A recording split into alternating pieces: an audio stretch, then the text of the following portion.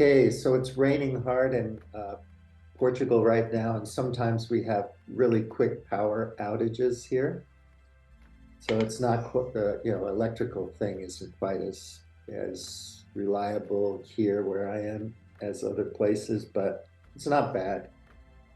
But I was lucky I could save what we did up till now. So I'll just, you know, I I'll just go through this real quick and then get your reaction real quick. But anyway, so Nick Land had this cybernetic cultural research unit thing, and this all reminds me of Balaji and whatnot. I just mentioned that. And then there's neo-reactionary accelerationism, the Dark Enlightenment, and that's Mencius Moldbug, Curtis Yarvin and his thing, which is, anti-democracy, blah, blah, blah. And then there's xenofeminism, Xenofeminism Collective, a group of thinkers including who challenge traditional gender norms and engage with accelerationist ideas. So part of this whole thing is this, postmodern, postmodernism capitalism, which Fisher goes into. He's really my favorite thing on the left side of accelerationism. And then Land's kind of connection with Moldbug on the right side. And the rest of it that you see in the media, usually about right-wing white nationalists or things like that, I just kind of dismiss that. And also in terms of end of days kind of accelerationism, that's just, weird religion to me. It's been around forever. It really doesn't fall into this accelerationist thing that much.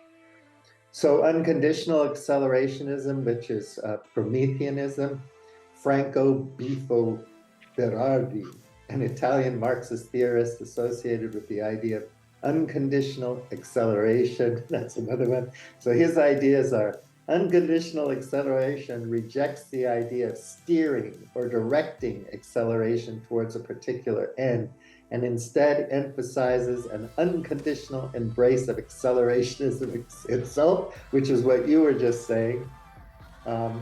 It's often critical of both left and right forms of accelerationism, advocating for more nuanced understanding of the complexities involved.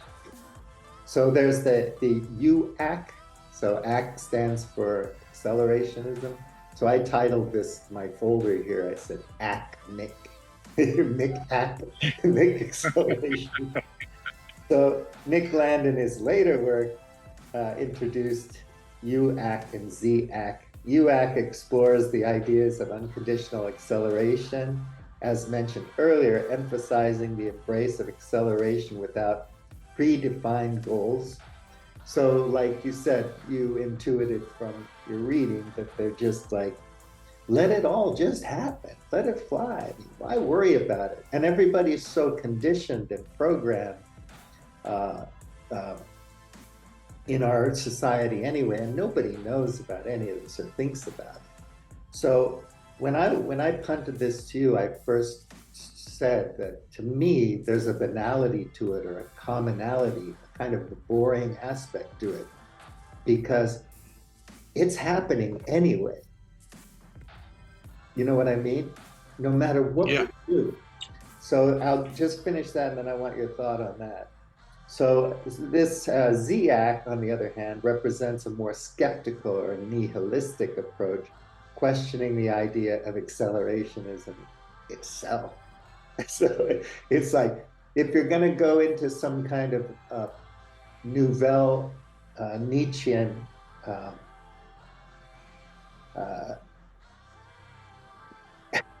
kind of form of just like, it doesn't exist anyway, so why even think about it?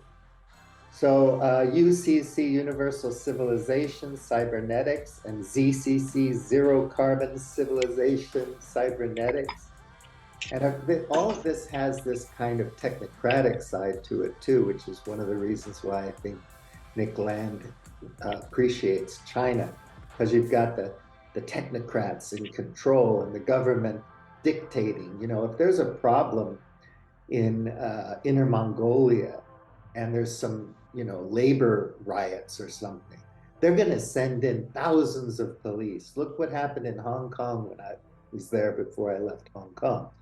They're just going to mobilize and shut that damn thing down. And you have no chance, basically. People refer to Foxconn, you know, that makes all our gadgets and stuff in China. And then people were committing suicide because the working conditions were so bad. But we don't care because we get our iPhones.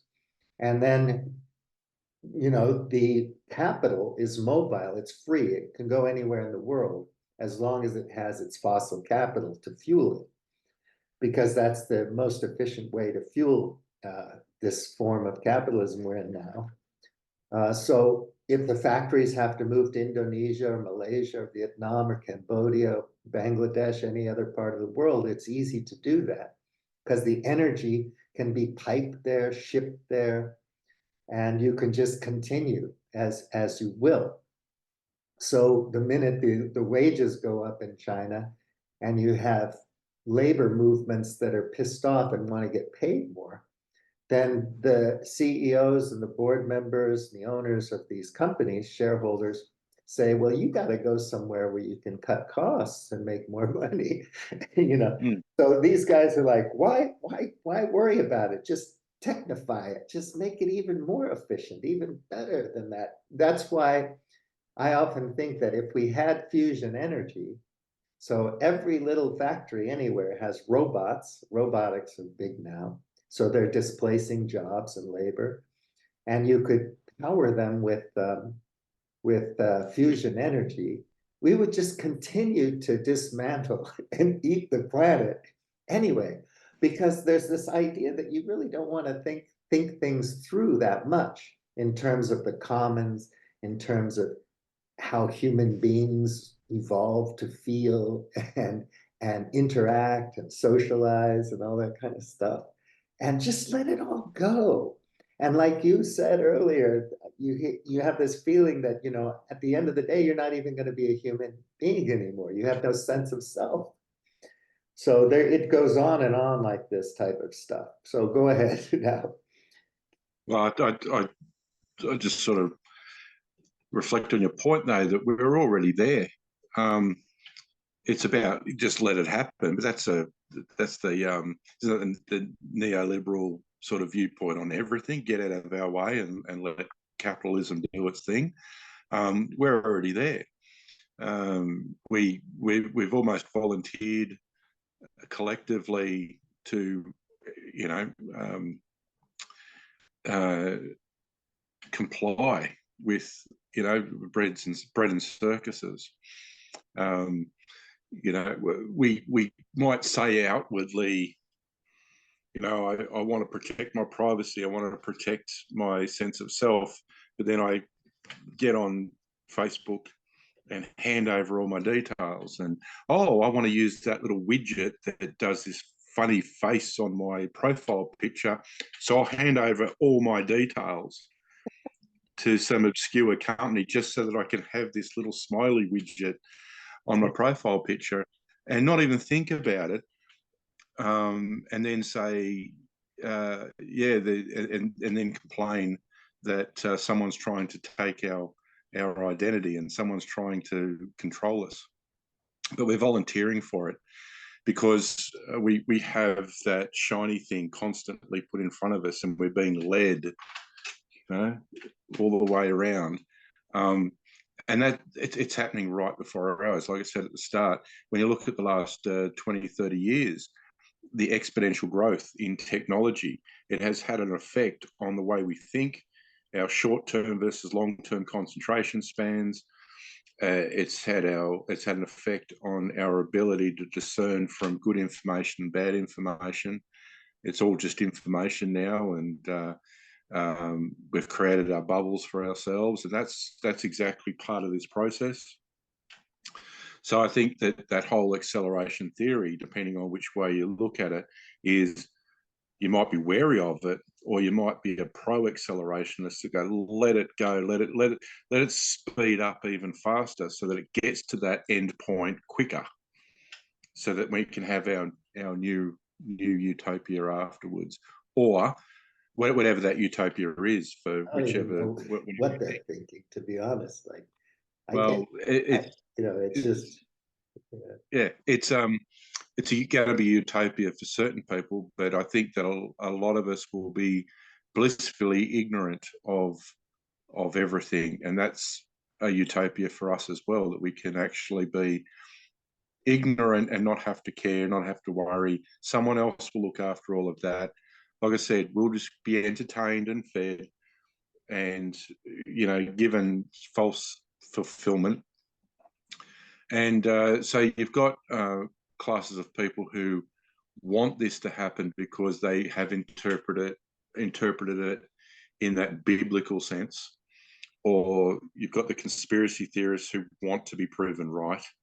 yeah, that they They want to, also like supervillains. The conspiracy people, they want to put it all on, some guy, like some Marvel comic, billionaire super villain who's in control of everything, and he's stolen it yeah, from you. That's the way they think. It's demons, it's Satan, it's Jeff Bezos or Bill Gates or something. it's a classic story, whether it be the Bible or the Harry Potter series. It's just that old good versus evil. You've got your demon, you've got your bad guy, and you've got your hero. Mm-hmm. And the conspiracy theorists want to be the hero, the one that knows everything See, and has sorted I it all. saw through it. I know what's Yeah. going on, but I'm still hopeless and powerless and all that kind of stuff. But But they're part of the actual. They're part of it. It's a bit like in the 40s, 50s, and 60s. You needed the UFO buffs because it gave the government cover for, yes, let them think it's all UFOs and spacemen and everything and aliens, when it's actually the B-52 or something like that being tested. So all that as aspects are a means to an end. I don't think there's I'm less likely to think that someone's coordinating it and pulling the strings, and more inclined to think that many people have identified it and are exploiting it, and then sort of navigating it for their yeah, own means. But marketing and public relations and all that stuff, yeah, that's a huge element yeah, to it. But also marketers don't do anything unique. They just they exploit our own natures against us. That's what they do. yeah, the addiction plays a big part of social media. We're all addicts. But the thing is, like, for me, the way I'm trying to wrestle with it is that we're already so steeped in this culture and this ephemeral kind of ideology that isn't really formally ideological, and this belief system that's not a belief system, and this faith in capitalism that isn't faith in capitalism. And yeah, next time we talk, I want to talk about about Fisher's book, Capitalist Realism. Is there no alternative? That's Mark Fisher. So one of the key quotes here um, is it is easier to imagine the end of the world than it is to imagine the end of capitalism. It's just so part of our thinking that this particular way of organizing the world economically and philosophically and politically is just so connected to nature and our nature that we can find narratives to explain it in physics and quantum mechanics, in artificial intelligence and AGI scenarios and all of this kind of stuff. And everybody's so wrapped up in it that you don't know you're wrapped up in it. The thing I wrestle with all the time is it's so completely permeant that, you go to the football game, the rugby match, whatever, have your beers, watch TV, do whatever the heck you're doing. You're absolutely clueless. Wow, everything accelerates without any real thought. So democracy is dead because we're not smart enough to know how to discern what should be regulated or throttled back or controlled by a thing that we used to believe in, which was good governance, that people, that certain kinds of bureaucracies existed that were useful. Nowadays, the whole thing is accelerated bureaucracy. So then you have a Google where all the Google managers have 1 million managers and 1 million projects. And most of the projects are shot down. And you get promoted and you get raises for having more projects shot down. You know, and nothing really, no more innovation comes of it. And it turns into this big, huge marketing, propaganda, selling machine that drinks in all the data from your activities in this bizarre activity of educating yourself so that you can be pacified by it and doing this and that and participating in consumerism and all this stuff.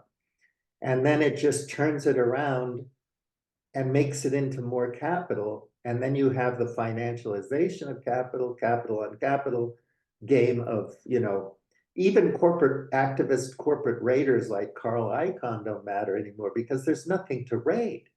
It's already in control of everything. So it's just a thing, that whole thing in the 80s is anachronistic now because nowadays it's performative.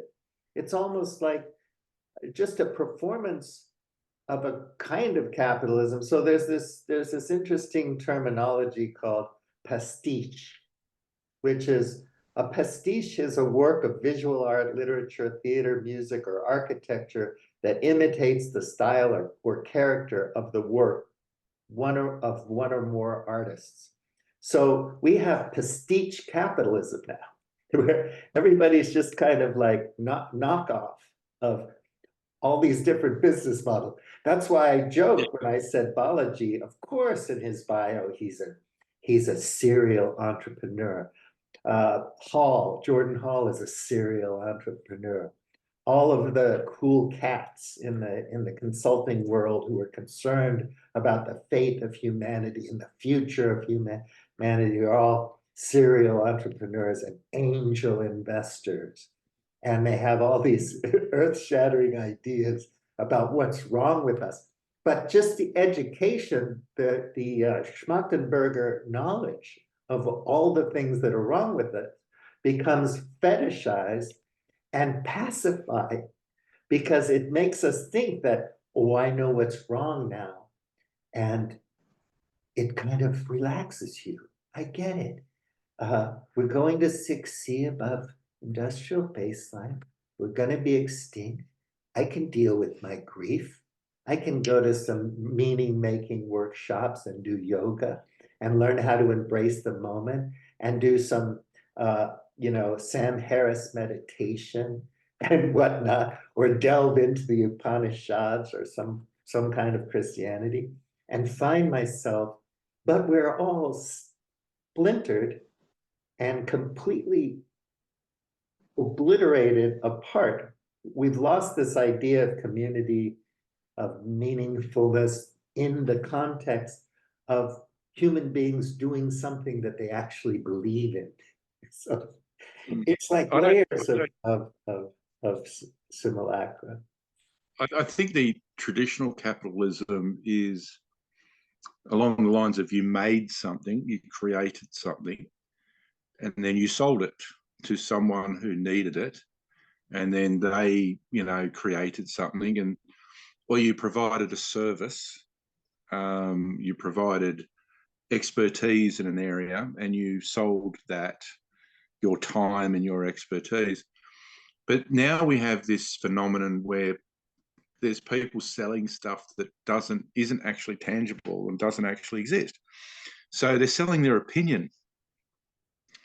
You know, people like Shapiro and that sort of thing, they're making money, as in they're capitalists, but what do they actually create? Well, apart from fear and ignorance and everything, but they're not actually creating anything. They're just voicing their opinions. They're not doing extensive research. They're not providing expertise. And the consumer is lapping that crap up and paying money on Patreon and webcasts and things like that.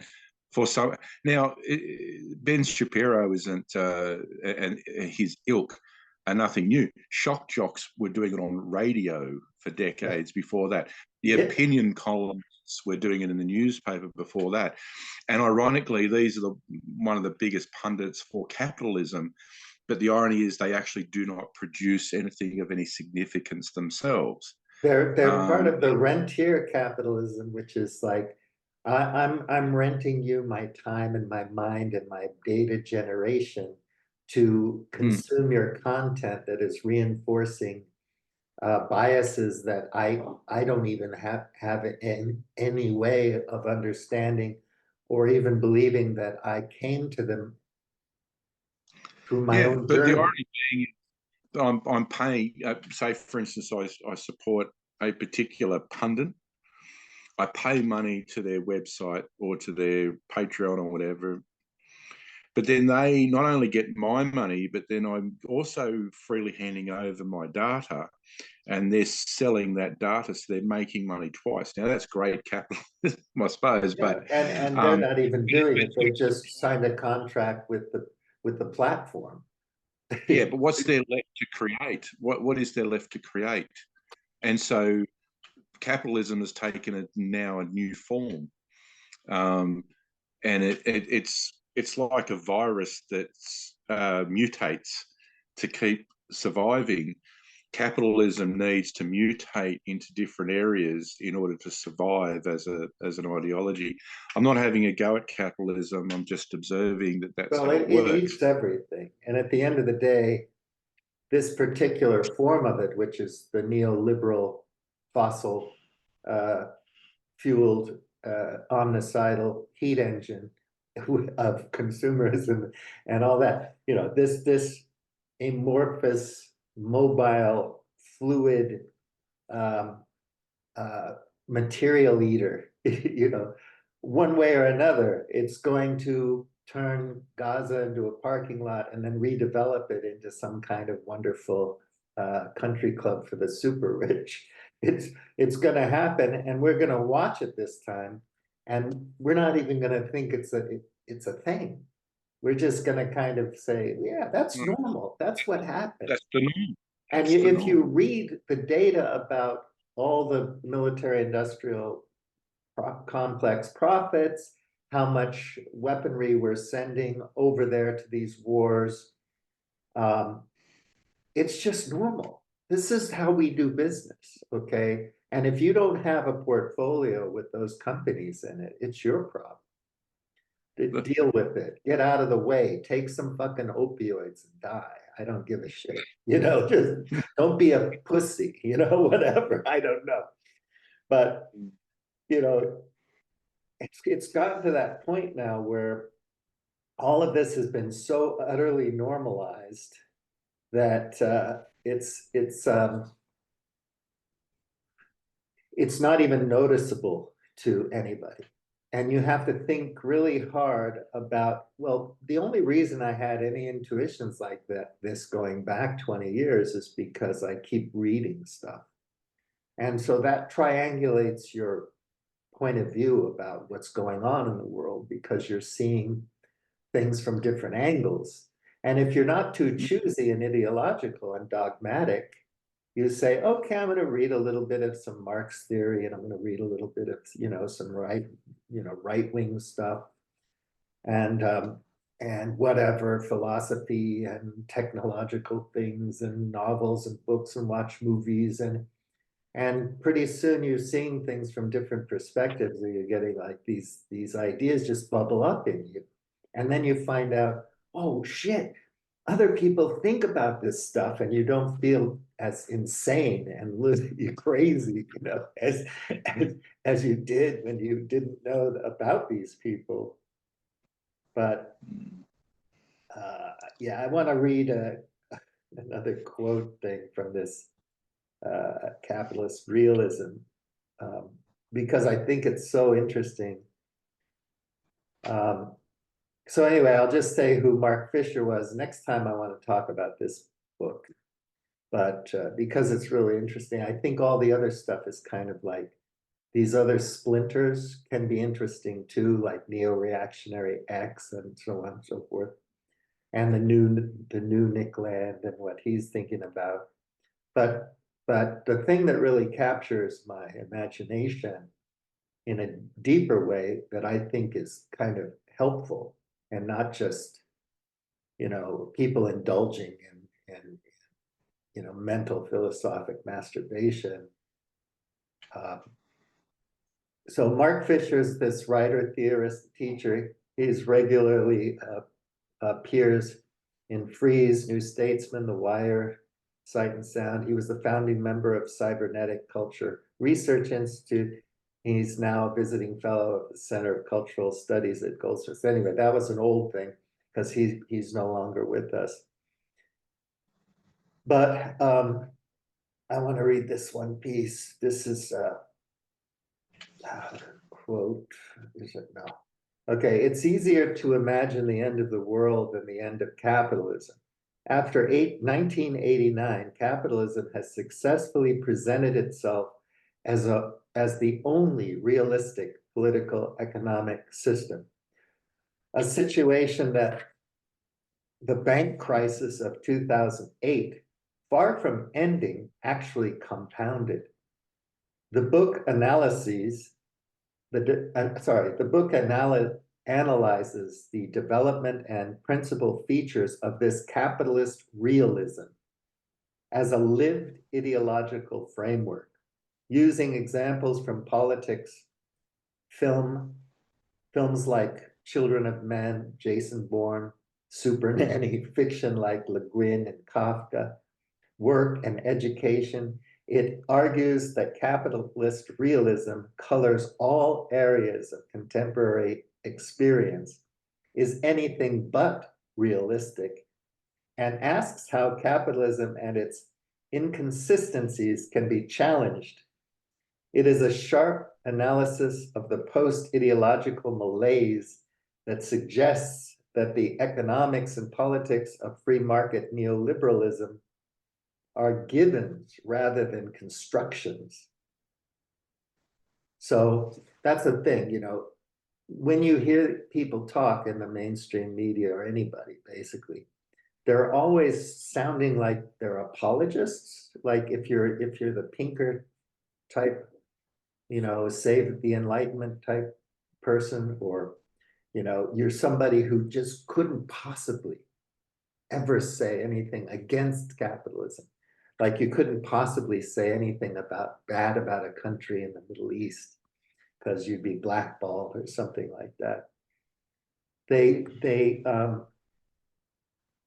it's so much a part of their life that they've totally lost their ability to imagine anything else, much less in a creative kind of way. Hmm.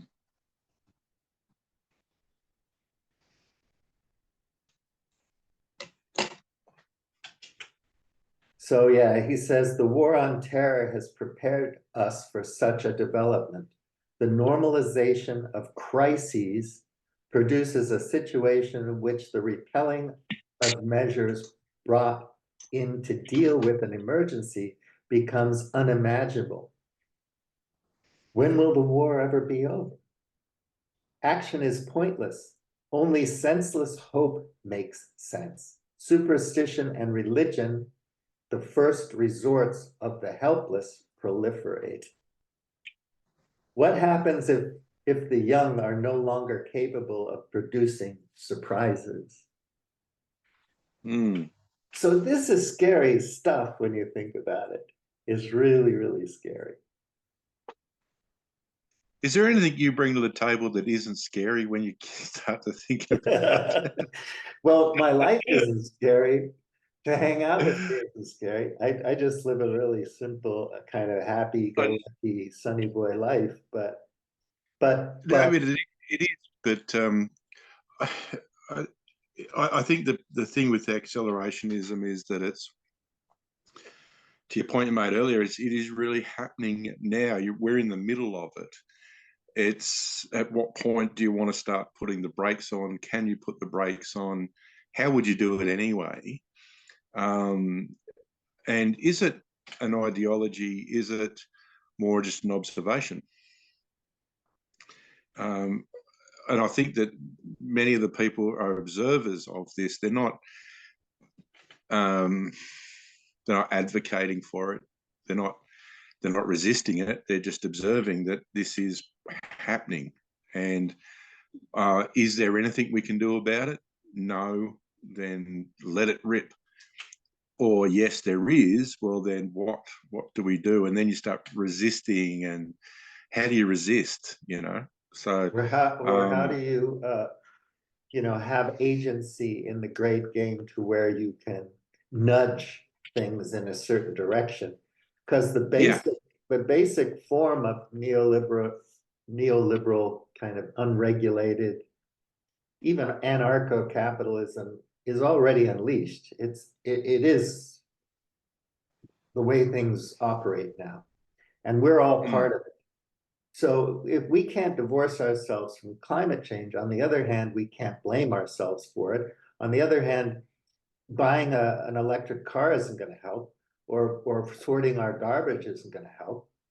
The whole thing about fossil capital is at the bottom of it all is this is capitalism. It's a way of thinking about and organizing our affairs. And it's not just economics in the sense of how to manage and run one's household within a community.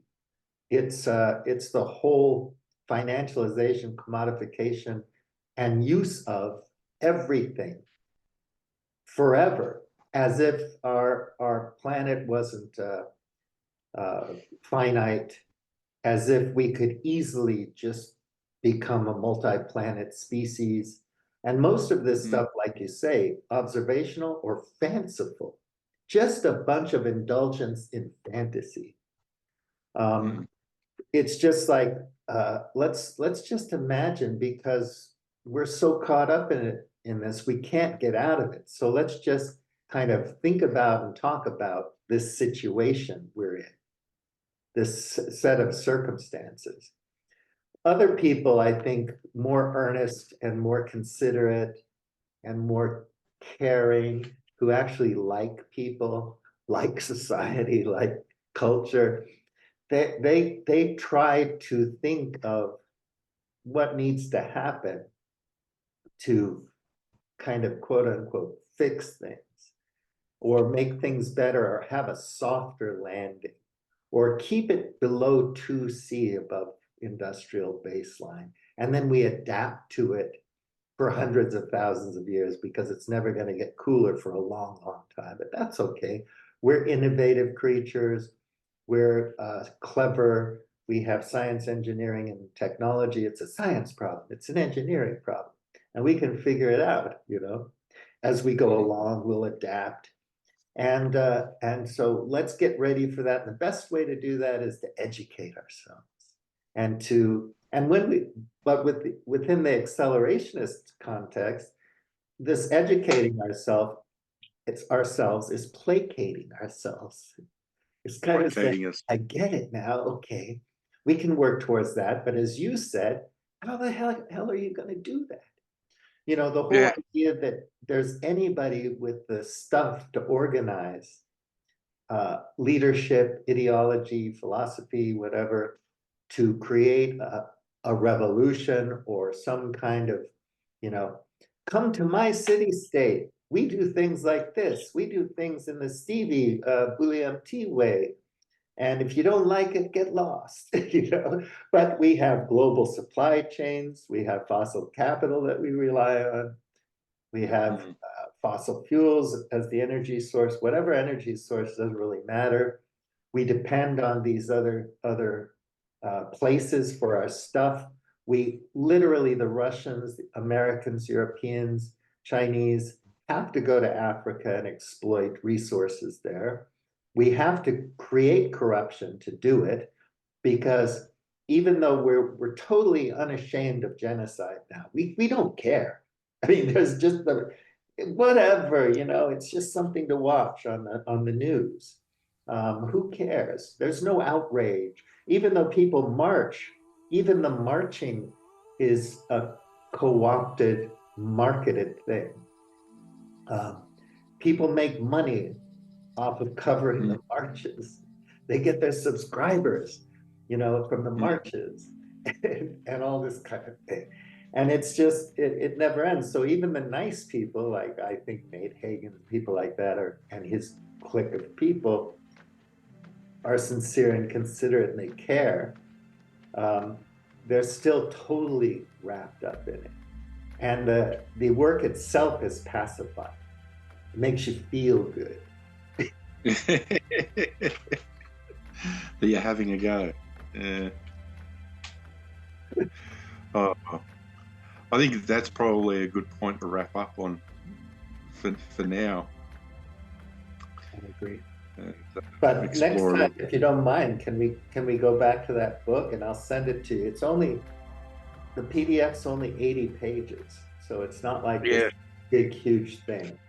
So I'd suggest you read the 80 pages, and then when we're ready, we talk about it, because I think this is, to me anyway, it's the most interesting perspective on Mark Fisher. And I think he's pretty damn interesting. He goes back to the beginning of this accelerationism thing with Nick Land at the Warwick University and all that kind of stuff.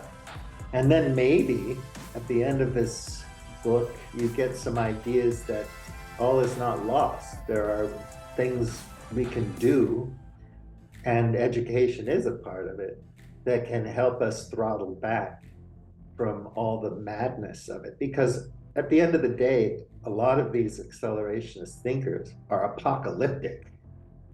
They are like end of the world types. And I don't think they like people. They like intelligence. So this is why artificial intelligence is great. They're not interested in consciousness, thinking, feeling, community, relationships. They're interested in intelligence, how smart can a thing be, and accelerating that thing at the expense of us, because these other soft qualities of human beings don't matter to them. They really don't like it. And they're enamored by their own intelligence. I want to say one thing before we sign off. It's like I've started watching Billions, season 7. Have you watched Billions? No. It's a series about these billionaires in New York and the prosecutor. It's great. It's really a lot of fun. All the characters are the smartest person in the room. They're all great at one-upsmanship, and they're really, really proud of the fact that all their friends are super intelligent, but not as smart as me. They're hyper competitive, and they're always pugilistic. They're always engaged in a fight. The prosecutor's trying to bust the billionaire, and the billionaire's trying to get over on the system, and they're competing with other billionaires and trying to buy their stuff out and take over their corporations. It's cleverly written. There's a lot of smart banter in it. And it's just a lot of fun. So that whole thing is back on again. And it's just a great illustration of how we bought into this thing so much that we're pacified by the entertainment of watching the people who exploit the heck out of us day in and day out, who don't pay taxes so that we can suffer just to get by and try to be decent people. And, this whole idea of anything to like throttle back to get, if Berkshire Hathaway's CEO says, yeah, we make too much money, we should be taxed, that's fine. You say that, but you're not going to do it. Just Exactly. saying it Yeah. is enough to pacify everybody, you know? Yeah. So there's a benevolence in the capitalism, and our sense of choice and free will is all determined by getting stuff, by petty little wins in terms of status, and everybody has their 15 minutes of fame. But nowadays, everybody has their 15 minutes or 15 months of relevance on Substack. So, anyway, this book, you're going to love it. It's only 80 pages, and we'll read that. And anybody else in the audience who wants to get into this and join in, just ask me to send you the PDF. It's free. I'll send it to you from my contact form on globehackers.com or causpilon.eu. You can read it and you can join the conversation on video, or you can just write in and give us some thoughts and ideas. And then we'll have a conversation about that, and then we'll just forget about this damn acceleration stuff and live our life. Oh, it's good talking to you as always. I look forward to receiving the book. Okay, buddy. Thanks a lot. Appreciate it. Thanks. Have a good one. Thank you.